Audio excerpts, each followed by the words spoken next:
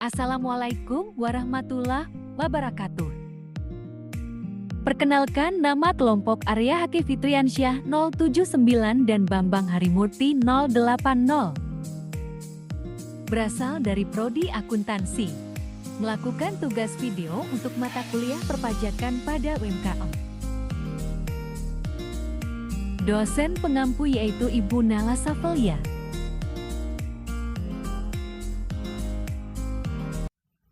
UMKM. Apa itu UMKM? Berdasarkan yang tertuang dalam Undang-Undang Nomor 20 Tahun 2008 tentang usaha mikro, kecil, dan menengah, pengertian UMKM adalah sebuah bisnis yang dioperasikan oleh pelaku usaha secara individu, rumah tangga, ataupun badan usaha berskala kecil. Kriteria UMKM. Secara umum, kriteria UMKM terbagi berdasarkan jumlah sumber daya manusia yang bekerja, aset, serta omset per tahun. Sesuai pasal 6 Undang-Undang UMKM, yaitu sebagai berikut. Yang pertama, mikro, dengan sumber daya manusia kurang dari 4 orang, aset 50 juta, dan omset per tahun 300 juta per tahun. Lalu yang kedua, kecil, dengan sumber daya manusia antara 5 hingga 19 orang, dengan aset antara 50 juta hingga 500 juta, dan omset per tahun antara 300 juta hingga 2, miliar. Dan yang ketiga yaitu menengah, dengan sumber daya manusia antara 20 hingga 99 orang, dengan aset antara 500 juta hingga 10 miliar, dan omset per tahun antara 2, miliar hingga 50 miliar. Ciri-ciri UMKM. Yang pertama, usaha tersebut memiliki tempat beroperasi yang dapat berpindah-pindah jika diperlukan. Yang kedua, jenis produk atau komoditi yang tidak selalu tetap. Apa yang dijual kepada pelanggan bisa berubah sewaktu-waktu. Yang ketiga, usaha tersebut belum mempunyai administrasi yang terbilang lengkap. Pengelolaan finansial kerap bercampur dengan keuangan pribadi. Lalu, yang keempat, sebagian besar usaha tersebut tidak memegang surat izin usaha serta legalitas lain seperti NPWP. Yang kelima, pelaku usaha umumnya tidak memiliki akses perbankan, tetapi beberapa usaha juga sudah ada yang memiliki akses ke lembaga keuangan non-perbankan. Yang terakhir, yang keenam, sumber daya manusia yang bekerja pada usaha tersebut umumnya belum terasah dan matang. Peran UMKM. Yang pertama yaitu memenuhi berbagai kebutuhan masyarakat secara tepat. Yang kedua, menciptakan kondisi ekonomi yang lebih sejahtera dan merata. Yang ketiga, membuka peluang dan lapangan pekerjaan baru. Yang keempat, meningkatkan devisa Indonesia ataupun negara.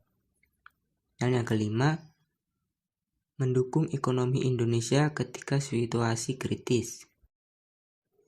Cara mendaftar UMKM. Jika memiliki sebuah UMKM, baik itu berskala mikro, kecil maupun menengah, dianjurkan mendaftarkan usaha tersebut ke pemerintah agar mendapat surat izin usaha. Yang pertama adalah dengan membuka laman di aplikasi Chrome. Yang kedua, klik login, daftar di oss.go.id. Yang ketiga, memilih menu perizinan berusaha, kemudian memilih perseorangan dan berikutnya. Dan yang perlu disiapkan saat mendaftar yaitu nomor ponsel yang aktif, 2, akun email, yang ketiga, nama, tanggal lahir, NIK, dilanjutkan dengan pembuatan paspor. Dengan catatan, untuk skala usaha mikro, pilihan pendaftaran NIP perseorangan mikro.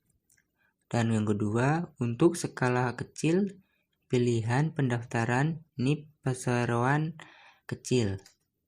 Dan ketiga, untuk skala usaha menengah, pilihan pendaftaran NIP perseorangan menengah. 4.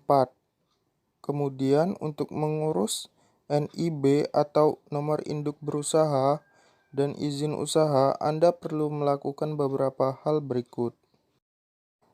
Pertama, lengkapi informasi Anda pada formulir data profil. Kemudian lengkapi juga informasi yang dibutuhkan pada formulir data usaha. Pastikan untuk mengisinya dengan data yang benar dan sesuai realitasnya. Khusus untuk usaha berskala kecil, pada saat mengisi formulir komitmen prasarana usaha, dapat mengajukan permohonan izin lokasi dan izin lingkungan jika dipersyaratkan. Kemudian Anda bisa menilik kembali seluruh data yang telah diisi pada draft nomor induk berusaha dan izin usaha.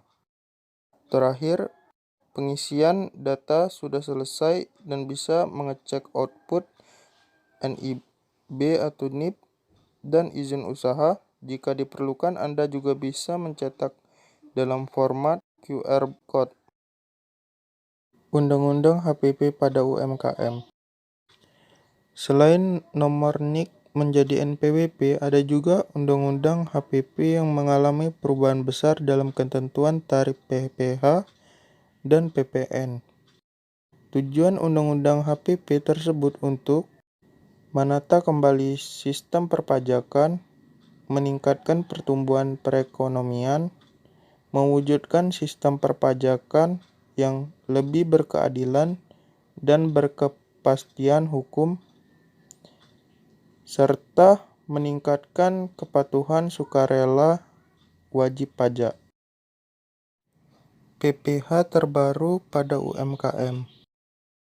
Selama ini UMKM kita tidak ada batas tadi, sehingga peredaran bruto yang hanya 10 juta rupiah sampai 100 juta rupiah per tahun, dia tetap kena pajak 0,5%. Jadi ini sangat jelas banyak sekali usaha kecil mikro yang peredaran bruto di bawah 500 juta rupiah tak lagi bayar tarif 0,5%, ujar Menteri Keuangan Sri Mulyani.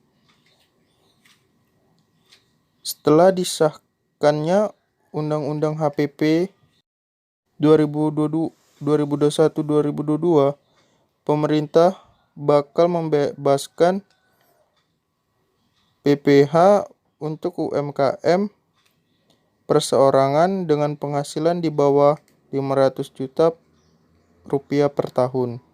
Hal ini berlaku pada tahun pajak 2022, tepatnya pada 1 April 2022 saat ini. PPh terbaru pada UMKM. UMKM yang berpenghasilan di bawah 500 juta rupiah per tahun yang semula dikenakan PPh final 0,5% akan dikenai pajak menjadi 0%. Contohnya, UMKM dengan penghasilan 35 juta per bulan menghasilkan bruto dikali 12 bulan, jadi 35 juta dikali 12 sama dengan 420 juta rupiah per tahun. Artinya UMKM tersebut tidak dikenakan pajak karena penghasilannya di bawah 500 juta per tahun. Contoh yang kedua, UMKM dengan penghasilan 50 juta rupiah per tahun per bulan, penghasilan bruto dikali 12 bulan. 50 juta rupiah dikali 12 sama dengan 600 juta rupiah per tahun. Karena penghasilan 600 juta sudah termasuk penghasilan kena pajak atau PKP, maka dikenakan PPh final 0,5% dengan rincian 10 bulan pertama bebas pajak. Dan bulan 12 dan 11 berikutnya kena pajak 0,5%. Penghasilan bruto 2 bulan dikali 0,5% sama dengan 100 juta rupiah dikali 0,5% sama dengan 500.000 rupiah.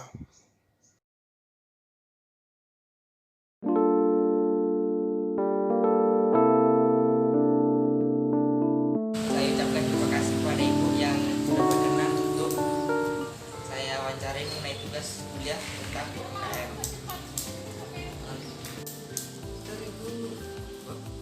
Sejak kapan berdirinya usaha ini? 2015. Ada berapa pekerja di Depot Air ini? Kadang berdua, kadang sendiri. Tapi ada sendiri lah banyak. Kadang-kadang berdua lah ya. Kadang-kadang berhenti gitu. Ya, enggak tahan. Satu lah gitu. Lalu apakah ibu tahu apa itu UMKM? Usaha UMKM. UM, Ya UMKM, usaha mikro. kecil menengah. Nah, Jadi UMKM itu sebuah bisnis yang dioperasikan dalam pelaku usaha secara individu, rumah tangga atau badan usaha berskala kecil. Maka itu melakukan pencatatan keuangan dalam usaha itu. catat. Sehari berapa galon gitu kan? Ya, Catat. itu Ya, catat lah sehari. Berapa pendapatan usaha ini per tahun, Bu? Tahun. Kalau Per hari lah gitu. per hari Hari itu 4.000 dari misalnya 30 galon. 4.000. 120.000, Iya bagi ibu. 120.000 bagi buah 60.000, Iya sama anak. Keluarga itu. satu karyawan 60.000 60.000. 2.000 bagi dulu 2.000. Kalau bensin 10.000. 60.000. 100 tadi lagi kan potong bensin 10.000. Baru bagi hasil bagi ibu. Kira-kira kalau per tahun berapa? Apanya? Dapatnya? Iya, per tahun kalau dijumlahin semua. Kan ini udah ada tentu. Potong kokurato berarti 30 galon sehari. Ini kan tidak tentu kan hari ini misalnya Iya, 30 galon, besok kan 30 galon kan sudah ngisi sehari itu enggak. Besok ada ngisi lagi kan. Rumah tangga paling 2 hari sekali, 3 kali kecuali pedagang. Kokurato 30 galon sehari. ini itu mata kuliah perpajakan. Nah, ada pembaruan Undang-Undang Pajak tahun 2022 ini. Menteri Keuangan bilang jika UMKM perseorangan milik ibu ini di bawah 500 juta per tahun, ketika dijumlahkan maka tidak akan dikenai pajak atau pajak 0%. Hal ini baru berlaku pada tahun pajak 2022 ini. Enggak kalau sebulan paling 1,5 juta lah. dari jatuh uang. Apanya? Pendapatan sebulan paling 1,5 juta. Kokurato kan Sebelumnya sebelum tahun 2022 itu harus bayar 0,5. pajak. Iya. Kalau di pinggir kan. Tapi sekarang Ini kan enggak. Ya ini sangat pinggir. di lorong. Lebih dari itu enggak. Bagaimana pendapat Ibu tentang pembaruan untuk pajak UMKM?